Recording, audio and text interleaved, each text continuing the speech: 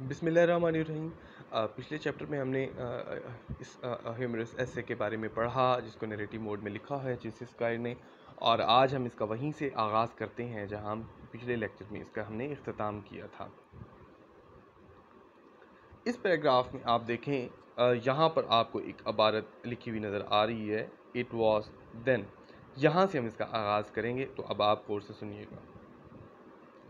It was then that all the implications of my act reveal themselves. उस वक्त था तब मेरे तमाम जो काम करने के जो तौर तरीके थे वो खुद ब खुद आया हो गए। इम्प्लीकेशन ऑफ माई एक्ट यानी मेरे काम के जो इशारे हैं।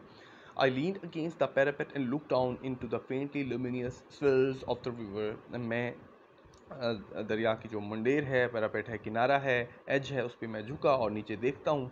एंड नीचे देखा and in to the faintly बड़ा ही मध्यम जो हुए वे, लुमिनियस ब्राइट मध्यम हुए हुए रोशनदार जो दरिया के जो भवन हैं उनको मैंने देखा।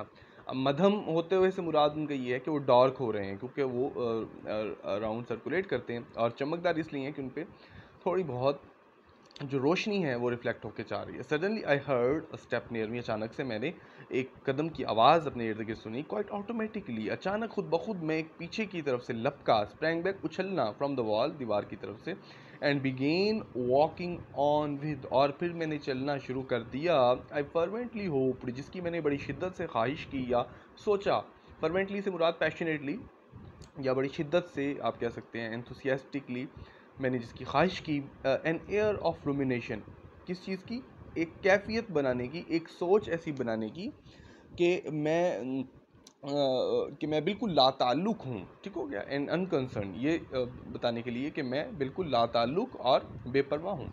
The pedestrian came by me without looking at me. एक पैदल चलने वाला राहगीर मेरे पास आया, मेरे पास से गुजर गया और मुझे देखे बगैर ही पास गुजर गया। वो इट वॉज अ ट्रैम्प, वो एक आवारा शख्स था। Who had other thing to think about, उसके पास और काम भी थे करने के लिए, सोचने के लिए। And calling my self N S, और मैं अपने आप को बुरा भला कहता हुआ, अपने आप को गधा कहता हुआ। आई स्टॉप्ड अगेन, मैं दोबारा रुका। नाउ फॉर इट, अब इसके लिए। आई थॉट, मैंने सोचा। But just as I was preparing to cast my books upon the terrible upon the water, I heard another step. लेकिन अभी इस वक्त जब मैं बिल्कुल इन किताबों को दरिया के सपुर्द करने के लिए बिल्कुल तैयार ही बैठा हुआ था, तो मैंने एक और कदमों की चाँप सुनी। A slow and measured one, आहिस्ता और नपी तुली आवाज़। The next thought came like a blaze of terrible blue lightning across my mind. अब यहाँ पर ज़रा देख लें, एक इमेज आपके माइंड में क्रिएट की जा रही है कि ख़्याल मेरे दिमाग में इस तरह आया जैसा कि एक खौफनाक नीली चमकती हुई बिजली जो है ना वो कड़कती है, उस तरह मेरे दिमाग में वो तेज़ी से आया, इस तरीके से। ठीक है, वो अब कंपैरिजन जनरेट करवा रहे हैं ताकि आपको एहसास हो कि जो एहसास है वो ख़्याल किस तरह से आया। What about the splash, splash के मुतालिक क्या होगा? स्प्लैश से मुराद वो जो पानी के से निकलती हुई आवाज़ है, आप कह सकते हैं when water strike against something a sound is created, that is called splash.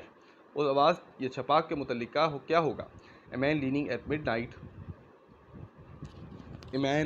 Eight midnight over the embankment wall, एक शख्स रात के वक्त पुश्ते के किनारे पर या दीवार पर झुका हुआ। A sudden fling of his arms, उसके बाजू बाहर को निकले हुए या झूले हुए। अच्छा, इसके बाद a great splash in the water, और उस पानी का एक ज़ोरदार धमाका या एक आवाज़ या एक छपाका। अच्छा, उसके बाद कहते हैं surely and not without reason, और यकीनी तौर पर बग़ैर किसी वजह के। Whoever was with in a site, जो कोई भी इस नज़ारे को इस मंजर नज़ारा में होता, एंड हियरिंग, और इसको देख रहा होता या समात कर रहा होता। And there always seem to be someone near, और अमूमन ऐसा होता है कि दिखाई देता है कि कोई ना कोई करीब ज़रूर होता है। would at once rush at me and seize me, वो फ़ौरन मुझे दबोच लेगा और मुझे पकड़ लेगा। रश एट मी, फ़ौरन लपकेगा और मुझे पकड़ लेगा। इन ऑल प्रोबेबिलिटी, तमाम मुमकिनात में से, दे वुड थिंक, वो ये सोचेंगे कि एक बच्चा है मेरे पास जिसको मैंने फेंका। What on earth would be a good of telling a London constable. What on earth एक एक्सप्रेशन है जिसमें वो ये कह रहा है कि कौन यकीन करेगा लंदन का एक कांस्टेबल कि उसको क्या इस बात के बताने का क्या फ़ायदा होगा लंदन के एक सिपाही को कि मैं आधी रात को सड़क दरिया के इस किनारे चलकर इसलिए यहाँ पर आया हूँ ताकि शायरी की किताबों की जो गठरी है उससे निजात पा सकूँ, तो पैक ऑफ पोइट्री से मैं निजात पा सकूँ। तो कोई यकीन करेगा? डेफिनेटली कोई भी यकीन नहीं करेगा। तो वो ये सवाल खुद से अब वो पूछ रहे हैं। I could almost hear his gruff, मैं उसकी तमस्खर अंदाज या फिर आप कह सकते हैं काबिल नफ़रत किस्म की उसकी जो वो है मकरू या सख्त किस्म की जो उसकी मुस्कुराहट है उसको मैं जो है ना वो सुन सकता हूँ। यानी खुद से अपने दिमाग में इमेजिन कर रहे हैं। और अभी तो कुछ नहीं हुआ, अभी कुछ हुआ नहीं है, पुलिस ने पकड़ा नहीं है इनको, अभी पुलिस ने अभी देखा नहीं है। तो वो ये कहना चाह रहे हैं कि एक मैं महसूस कर सकता हूँ एक सख्त किस्म की, एक मकरूह किस्म की तंजिया, स्नीरिंग से मुराद मॉकिंग, जीरिंग, मुस्कुराहट। You tell that to marines, तुम ये किसी और को बेवकूफ़ बनाना, किसी और को उल्लू बनाना। मेरे बेटा ये किसकी खुद से अपने दिमाग में उसकी जो है ना वो कर रहे हैं, इमेजिन कर रहे हैं, तसव्वुर कर रहे हैं कि ये मेरे साथ होगा। So far I do not know how long I strayed upon and down. अब तक कहते हैं मुझे अंदाज़ा नहीं है कि मैं कितनी देर तक वहाँ पर रुका और ठहरता रहा और मैं वहाँ पर कितनी देर चलता रहा। Increasingly fearful of being watched, इस चीज़ से मुकम्मल खौफज़दा होकर being watched, देखे जाने के, summoning up my courage, मैंने अपने हौसले को इकट्ठा किया। To take the plunge, to take the plunge से मुराद है इनका कि मैं अपने आखिरी लम्हे में कोई काम ऐसा कर दूं, कोई फ़ैसला कौन कदम उठा लूं जिससे कोई मतलब निजात मिल जाए। To take the plunge and coiling from it at the last moment, और कोयलिंग से मुराद इनका है और मैं यहाँ पर पसपा जो होता रहा, अपने इरादे को दुबाता रहा यहाँ पर।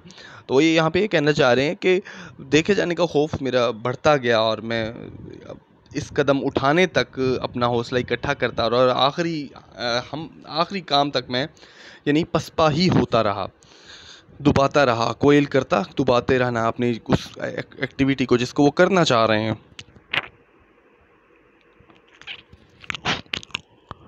At last I did it, आखिरकार मैंने कर दिया। In the middle of Chelsea Bridge there are projecting circular bays with seats in them, के चेल्सी ब्रिज के दरमियान में वहाँ पर बाहर को निकले हुए, ये आपका ब्रिज है और ब्रिज के बाहर को निकले हुए कुछ ऐसे नोकदार पुश्ते कह लें, किनारे कह लें, एज कह लें, जहाँ पर बैठने की जगह है। तो मैं वहाँ पर इसका अब जाने का इरादा था। ठीक है, आई लीन इन दे आर प्रोजेक्टिंग सर्कुलर, उनके ऊपर पुश्ते, उनके ऊपर नशिस्तें भी थी। इन माई एगनी ऑफ डिसीजन, इस फैसले की जो कर्ब की कैफियत है उसमें मैंने पुश्ते को छोड़ा और and hastened straight for the first of these, और बड़ी तेज़ी से इनकी तरफ लपका। When I reached it I knelt on the seat, जब मैं की तरफ पहुंचा तो मैं उस नशिस्त की तरफ झुका। लुकिंग ओवर, दोबारा देखते हुए, आई हेजिटेट अगेन, दोबारा कहाँ देखते हुए? पानी की तरफ देखते हुए मैं दोबारा से जो हिचकिचाया। But I had reach the turning point, मैं एक ऐसे मौके पर पहुँच गया था जिसको कहते हैं ना टर्निंग पॉइंट पे हो गया, एक फैसला कुन मरहले पे पहुँच गया। बट क्या, आई थॉट सेवरली, मैंने बड़ी वहशियाना अंदाज में सोचा कि अंडर द रेजोल्यूट मास्क, के एक आप कह सकते हैं उसको फैसला कुन, एक फैसला कुन चेहरे के नीचे जो मैंने अपना बहरूपिया किस्म का चेहरा छुपाया हुआ है, दैट एक फैसला कुन चेहरा जो कि मैं अपने दोस्तों को दिखाता हूँ, उसके नीचे दर हकीकत में एक कपकपाता हुआ काबिल नफ़रत छुपा हुआ बैठा हुआ। यानी अपने चेहरे के मुतालिक वो ये बात कर रहे हैं कि मेरे अंदर हकीकत में ऐसा कुछ है। इफ़ यू फॉल नाउ, अगर तुम अब ये नहीं काम करते, you must never hold your head again, तो अपना सर कभी भी उठाने के लायक नहीं रहोगे। Any how what if you और हैंग फॉर इट, और तो क्या हुआ अगर तुम इसके लिए तुम्हें सजाए मौत भी दे दी जाए। हम यहाँ तक अपने लेक्चर का इख्तिताम करते हैं। अगले लेक्चर में हम यहीं से इसका आगाज़ करेंगे। अल्लाह हाफ़िज़।